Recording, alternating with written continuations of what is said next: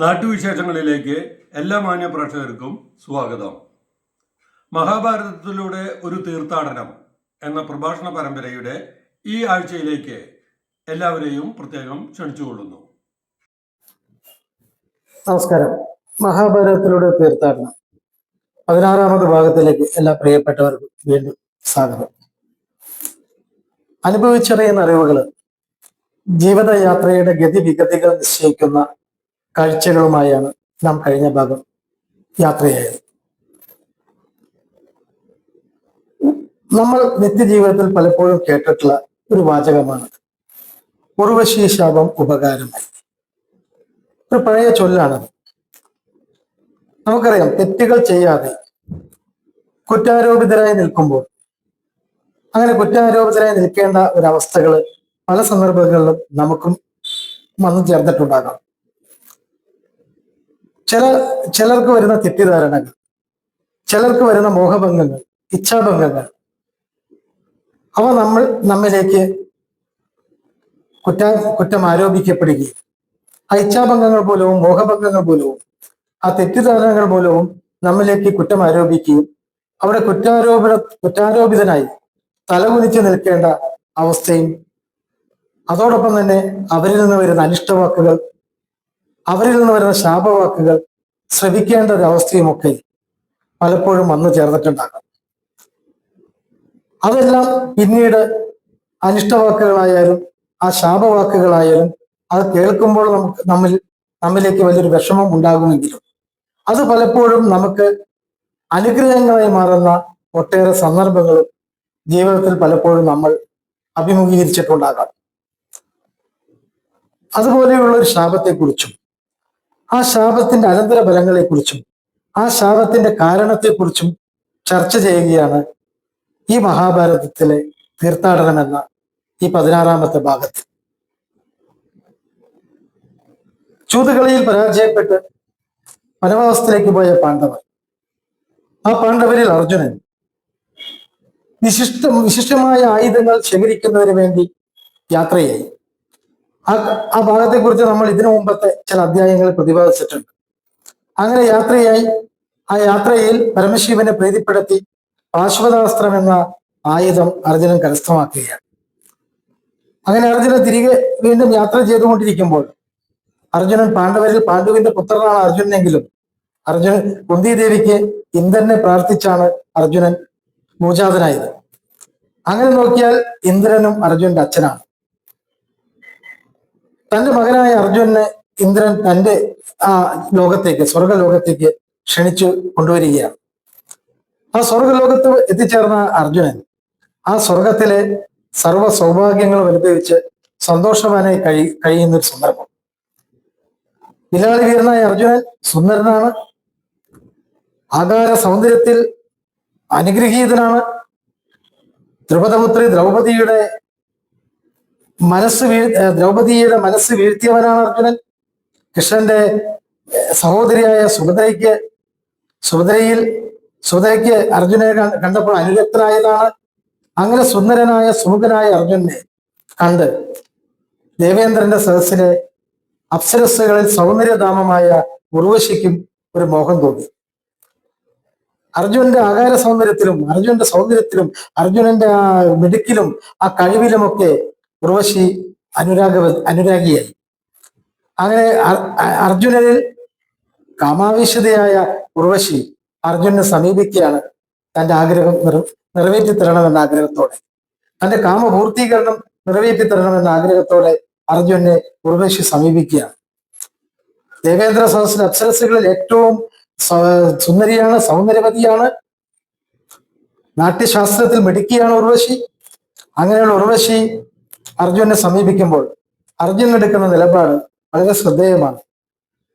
ഉർവശിയുടെ ആഗ്രഹം, ഉർവശി തന്റെ ആഗ്രഹം അർജുനോട് പറഞ്ഞു കഴിഞ്ഞപ്പോൾ അർജുനൻ പറഞ്ഞത് ശ്രദ്ധേയമാണ്. ആ വരികൾ, എന്റെ പിതാവിന്റെ പ്രണയിനിയായ, എന്റെ പിതാവിന്റെ കാമുകിയായ അങ്ങ് എനിക്ക് അമ്മയുടെ മാതൃരൂപത്തിൽ ഞാൻ കാണുന്നവളാണ്.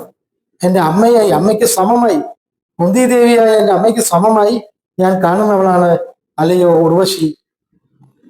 അവിടുന്ന് ഉർവശി ഇതുകൊണ്ടൊന്നും അർജുന്റെ ആ വാക്കുകൾ കൊണ്ടൊന്നും ഉർവശി തന്റെ ശ്രമത്തിൽ നിന്ന് മാറുന്നില്ല. ഒട്ടനവധി വശീകരണ പ്രവർത്തികൾ നടത്തിക്കൊണ്ട് അർജുനനെ എങ്ങനെയെങ്കിലും മോഹിപ്പിക്കണമെന്ന ആഗ്രഹത്തോടു കൂടി ഉർവശി സമീപിക്കുകയാണ്. രാമായണത്തിലെ കഥയുടെ മൂലബിന്ദുവായത് രാമരാവണ യുദ്ധം നടന്നത് രാവണന്റെ സഹോദരിയായ ശൂർപ്പണഖ ശ്രീരാമനെയും ലക്ഷ്മണനെയും വശീകരിക്കാൻ ശ്രമിച്ചതിൽ നിന്നും ശൂർപ്പണയ്ക്ക് മറുപടിയായി അവളെ ദ്രോഹിച്ച് ലക്ഷ്മണൻ ഓടിച്ചു വിട്ടതിൽ നിന്നാണ് രാമരാവണ യുദ്ധം ആരംഭിച്ചത് അതിന്റെ മൂലബിന്ദു. അതുപോലെ തന്നെ ഉർവശിയും തന്റെ എല്ലാ വശീകരണ തന്ത്രങ്ങളും അർജുനൻ ഉപയോഗിക്കാം. പക്ഷെ അർജുനന്റെ ആ തീരുമാനത്തിൽ നിന്ന് അണുകിട തെറ്റുന്നില്ല. കാമാവേശയായ തന്റെ ആഗ്രഹങ്ങൾ നടക്കാൻ സാധിക്കാത്ത ഉർവശിയിൽ ആ കാമം ക്രോധമായി മാറുന്ന കാഴ്ചയാണ് പിന്നെ കാണുന്നത്. തന്റെ ആഗ്രഹത്തിന് തയ്യാറാകാത്ത അർജുനനോട് കോപാകുലിയാകുകയാണ് ഉർവശി. ആ കോപം ഉർവശിയുടെ വാക്കുകളായി മാറുന്നത് ഒരു ശാപത്തിന്റെ രൂപത്തിലാണ്. അർജുനെ ശപിക്കുന്നു ഉർവശി, ആണും പെണ്ണും കെട്ടവനായി പോകട്ടെ എന്ന്. അർജുന, എന്റെ കാമപൂർത്തീകരണത്തിന് നീ തയ്യാറാകാത്ത അർജുന, നീ ആണും പെണ്ണും കെട്ടവനായി പോകട്ടെ എന്ന് അർജുനനെ ശപിക്കുന്നു ഉർവശി. ഇതറിഞ്ഞ ദേവേന്ദ്രൻ തന്റെ മകന് വന്ന ശാപം, ആ ശാപത്തിന് ശാപമോക്ഷം കൊടുക്കുകയാണ്. ചൂതുകളിയിലെ പന്തയപ്രകാരം വനവാസത്തിന് ശേഷം ഒരു വർഷക്കാലം പാണ്ഡവർ അനുഷ്ഠിക്കേണ്ട അജ്ഞാതവാസ കാലത്ത് ഉർവശിയുടെ ശാപം ആ അജ്ഞാതവാസ കാലത്ത് ഒരു വർഷം മാത്രമേ ഉർവശിയുടെ ശാപം അർജുനിലേക്ക് ഭരിക്കുകയുള്ളൂ എന്ന് ശാപമോക്ഷം ദേവേന്ദ്രന് കൊടുക്കുന്നു. പിന്നീട് മഹാഭാരതത്തിന്റെ പിൻപുറങ്ങളിലേക്ക് നമ്മൾ ശ്രദ്ധിച്ചാൽ അജ്ഞാതവാസ കാലം നടന്നപ്പോൾ പാണ്ഡവർ വീരാട രാജധാനിയിൽ ആരാലും അറിയപ്പെടാതെ താമസിക്കാൻ തീരുമാനിച്ചപ്പോൾ മറ്റു പാണ്ഡവരോടൊപ്പം അർജുനൻ അവിടെ ബൃഹന്നള എന്ന നാമത്തിൽ നൃത്ത അധ്യാപികയായി അവിടെ വസിക്കുന്ന ഒരു കാഴ്ച, ആരാലും അറിയപ്പെടാതെ വസിക്കുന്ന ഒരു കാഴ്ച നമ്മൾ കാണുന്നുണ്ട്. അപ്പോൾ ഉർവശി ശപിച്ച ആ ശാപം അർജുനന് തന്റെ അജ്ഞാതവാസക്കാലത്ത് ഉപകാരമായി മാറുകയാണ്. ആരാലും അറിയപ്പെടാതെ വീരാട രാജധാനിയിൽ ദുര്യോധനും കൂട്ടരും കണ്ടുപിടിക്കാനാകാതെ ഒരു വർഷക്കാലം ജീവിക്കുവാൻ ഉർവശിയുടെ ശാപം അർജുനന് ഉപകാരപ്രദമാകുന്നു. അതിൽ നിന്നാണ് ഈ ചൊല്ലുണ്ടായത്. ഏത്? ഉർവശി ശാപം ഉപകാരമായി. നമ്മളൊന്ന് ആലോചിക്കുക, അർജുനൻ ചെയ്ത പ്രവൃത്തി എന്താ? അർജുനൻ ചെയ്ത തെറ്റെന്താ? ഒരു ശാപം കിട്ടുവാനായിട്ട് അർജുനൻ ചെയ്ത തെറ്റെന്താ? അർജുനൻ തെറ്റല്ല ചെയ്തത്. തന്റെ പിതാവിന്റെ കാമുകി തന്നിലേക്ക് താനുമായി ബന്ധപ്പെടാൻ ആഗ്രഹിച്ചുകൊണ്ട് കാമാവേശിതയായി വന്നപ്പോൾ അത് സദ്മാർഗമല്ല, അത് ശരിയല്ല എന്ന അർജുന്റെ തിരിച്ചറിയോടുകൂടി അമ്മയെ പോലെയാണ് ഞാൻ അങ്ങയെ കാണുന്നത് എന്ന് ഉർവശിയോട് പറഞ്ഞ്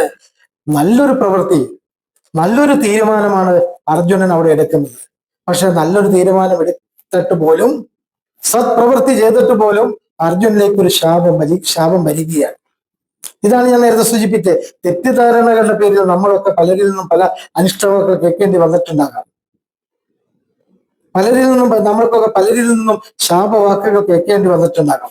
പക്ഷെ നമ്മൾ നല്ല പ്രവൃത്തി ചെയ്തത് കൊണ്ടാണ് ശാപം വരുന്നതെങ്കിൽ, നമ്മൾ നല്ലൊരു പ്രവൃത്തി ചെയ്തത് മൂലമാണ് നമ്മൾ അനിഷ്ടവാക്കുകൾ കേൾക്കേണ്ടി വന്നിട്ടുണ്ടെങ്കിൽ, ആ കേട്ട അനിഷ്ടവാക്കുകൾ, ആ കേട്ട ശാപം പിന്നീട് നമുക്ക് നല്ലതായേ ഭരിക്കുകയുള്ളൂ. ഒരു പഴഞ്ചൊല്ലുണ്ട്, നെല്ലിക്കാതെ കടിച്ചാൽ കക്കും പിന്നീട് മധുരിക്കും. അതുപോലെ നല്ല പ്രവൃത്തി ചെയ്യുന്നത് പോലും ആദ്യം നമുക്ക് പ്രതിബന്ധങ്ങളും പ്രതിസന്ധികളും ബുദ്ധിമുട്ടുകളും നേരിടേണ്ടി വന്നാൽ പോലും പിന്നീട് അത് ഗുണകരമായി മാറും എന്നതാണ് ഉർവശി ശാപം ഉപകാരമായി എന്ന ചൊല്ലിലൂടെ അർജുനന് ഉർവശിയുടെ ശാപം എത്തരത്തിൽ ബലിച്ചു, ഗുണകരമായി മാത്രമാണ് ബലിച്ചത് എന്ന തിരിച്ചറിവിലൂടെ നമുക്ക് മനസ്സിലാക്കാൻ സാധിക്കുന്നു. ഉർവശിക്ക് ഇന്ദ്രലോകത്ത്, ദേവലോകത്ത് ദേവഗുണങ്ങളോടുകൂടി ജീവിക്കുന്ന ഉർവശിക്ക് ഒരു നിമിഷം അർജുനനിലേക്ക് തോന്നിയ ആ ആവേശം, അർജുനനിലേക്ക് തോന്നിയ പ്രണയം, അർജുനന്റെ ആകാര സൗന്ദര്യത്തില് മതിമറന്നുപോയ ആ ഒരു അവസ്ഥ, അവിടെ ആ ചെറിയൊരു ആഗ്രഹം ഉർവശിക്ക് അത്യാഗ്രഹമായി ഭരിക്കുകയും ആ അത്യാഗ്രഹത്തിലൂടെ കാമത്തിലേക്ക് എത്തുകയും ആ കാമം നടപ്പിലാകാതെ വന്നപ്പോൾ ആ കാമവും അത്യാഗ്രഹവും ഒക്കെ ക്രോധമായി മാറുന്ന ഒരു കാഴ്ചയാണ് നമ്മൾ കാണുന്നത്. ആസുരിക ഗുണങ്ങളായ അത്യാഗ്രഹം, കാമം, ക്രോധം ഇത് ജീവിതത്തിൽ നിന്ന് ഒഴിവാക്കിയാൽ മാത്രമേ ദൈവികമായ ഗുണങ്ങൾ നമ്മളിലേക്ക് എത്തിച്ചേരുകയുള്ളൂ എന്ന് ഉർവശിയുടെ പ്രവർത്തനം കൊണ്ട് നമുക്ക് മനസ്സിലാക്കാൻ സാധിക്കും. നമുക്കറിയാം, നമ്മളും പലപ്പോഴും നമ്മളും നമ്മളടങ്ങുന്ന ചുറ്റുപാടുകളും നമ്മളടങ്ങുന്ന സമൂഹവും ആഗ്രഹങ്ങളുടെ കാര്യത്തിൽ യാതൊരു പുറകിലോട്ടുമല്ല. നമ്മളിലേക്കും ആഗ്രഹങ്ങൾ വരാറുണ്ട്. ഈ ആഗ്രഹങ്ങൾ നമ്മുടെ മനസ്സിൽ കിടന്ന് പിടയ്ക്കുമ്പോൾ, നമ്മുടെ മനസ്സിൽ കിടന്ന് തിളയ്ക്കുമ്പോൾ ആഗ്രഹങ്ങൾ അത്യാഗ്രഹങ്ങളായി മാറും. ആ അത്യാഗ്രഹങ്ങള് അത് കാമത്തിലേക്ക് എത്തും. ആ കാമം പൂർത്തീകരിക്കാൻ സാധിക്കാതെ, ആ അത്യാഗ്രഹങ്ങൾ നമുക്ക് സ്വയത്തമാക്കാൻ സാധിക്കാതെ, യാഥാർത്ഥ്യമാക്കാൻ സാധിക്കാതെ വരുമ്പോൾ അത്യാഗ്രഹവും കാമവും ക്രോധമായി മാറും. നമ്മളിലേക്കും വരുന്ന ക്രോധം നമ്മുടെ കുടുംബങ്ങളിൽ അതിന്റെ പ്രതിഫലനങ്ങൾ ഉണ്ടാകുന്നു, നമ്മളുടെ കർമ്മരംഗത്ത് അതിന്റെ പ്രതിഫലനങ്ങൾ ഉണ്ടാകുന്നു, നമ്മളുമായി ബന്ധപ്പെട്ട ചുറ്റുപാടുകളിൽ സമൂഹത്തിൽ അതിന്റെ പ്രതിഫലനങ്ങൾ ഉണ്ടാകുന്നു. അപ്പോൾ നമ്മളടങ്ങുന്ന എല്ലാ മനുഷ്യരും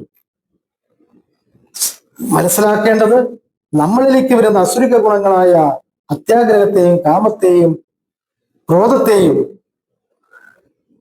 മാറ്റുവാൻ, അത് നമ്മുടെ മനസ്സിൽ നിന്ന്, നമ്മുടെ ചിന്തകളിൽ നിന്ന്, നമ്മളിൽ നിന്ന് ഇല്ലാതാക്കുവാനുള്ള പ്രയത്നമാണ് ദേവഗുണങ്ങളോടുമായി ദൈവികമായ ഗുണങ്ങളോടുകൂടി നമുക്ക് ജീവിക്കാൻ എന്നാലേ സാധിക്കൂ.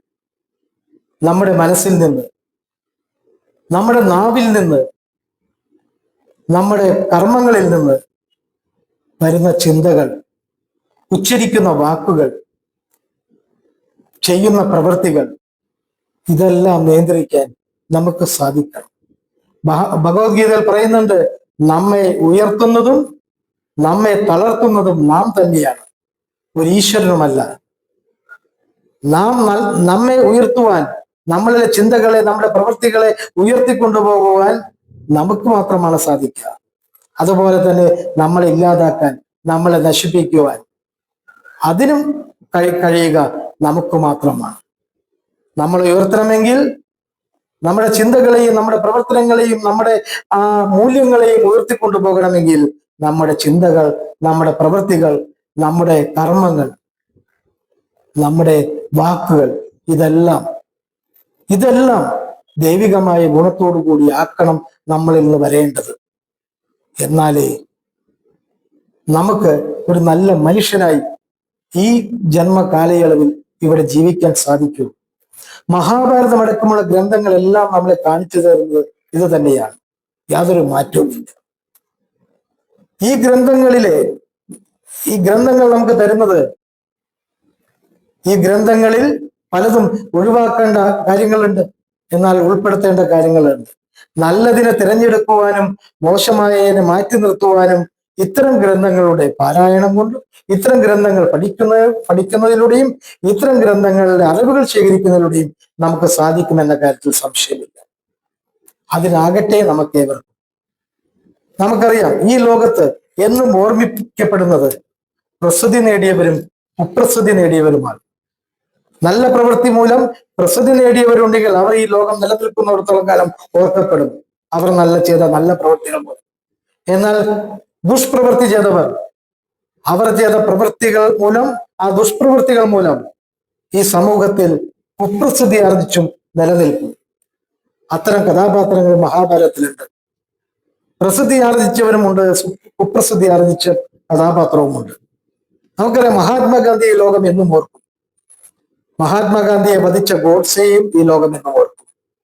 നല്ല പ്രവൃത്തി മൂലം, സത്പ്രവൃത്തി മൂലമാണ് മഹാത്മാഗാന്ധി ഓർക്കുന്നതെങ്കിൽ, മഹാത്മാഗാന്ധി എന്ന പ്രഗത്ഭനെ, ആ പ്രസിദ്ധി നേടിയവനെ, ആ മഹാത്മാവിനെ വധിച്ചതിന്റെ പേരിൽ, കുപ്രസിദ്ധി ആർജിച്ചതിന്റെ പേരിലാണ് ഗോഡ്സെയും ഈ ലോകത്ത് ഓർക്കപ്പെടുന്നത്. അതുപോലെ മഹാഭാരതത്തിലും കുപ്രസിദ്ധി ആർജിച്ച ഒരു കഥാപാത്രമുണ്ട്. ആ കഥാപാത്രത്തിന്റെ വിശേഷങ്ങളുമായി നമുക്ക് അടുത്ത ഭാഗം വീണ്ടും കാണാം. അതുവരെ എല്ലാ പ്രിയപ്പെട്ടവർക്കും നന്ദി, സ്നേഹം.